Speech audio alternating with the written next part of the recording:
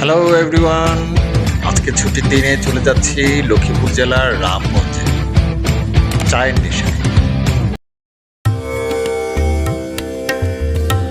চাঁদপুরের হাজীগঞ্জ থেকে রামগঞ্জ লক্ষ্মীপুরের দিকে হাইওয়ে ধরে আমরা এগিয়ে গিয়েছিলাম।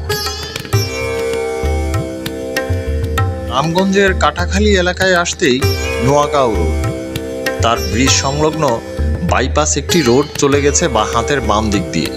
সেখানে ঢুকতেই দেখা যায় রাস্তার দুপাশে অস্থায়ী স্ট্রিট ফুড দোকানগুলো, ফুচকা চটপটি থেকে শুরু করে চায়ের দোকান। তবে একটা মজার বিষয় হলো এখানে দুপাশেরও হয়েছে বিল, আর বিলের এই রাস্তার কিনারায় মাচাং করে এক ধরনের বসার মতো একটা পরিবেশ তৈরি করে দিয়েছে ওরা।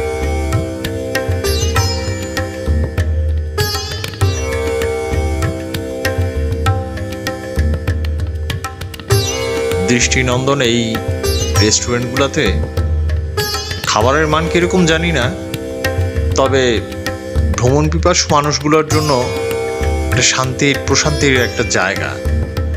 সবচেয়ে মজার বিষয় হলো আমরা রং চায়ের অর্ডার করেছিলাম, সাথে আমাদের দেয়া হয়েছে চাল ভাজা। চায়ের উপরে এইভাবে সুন্দর করে চাল ভাজা ছিটিয়ে দিয়েছে।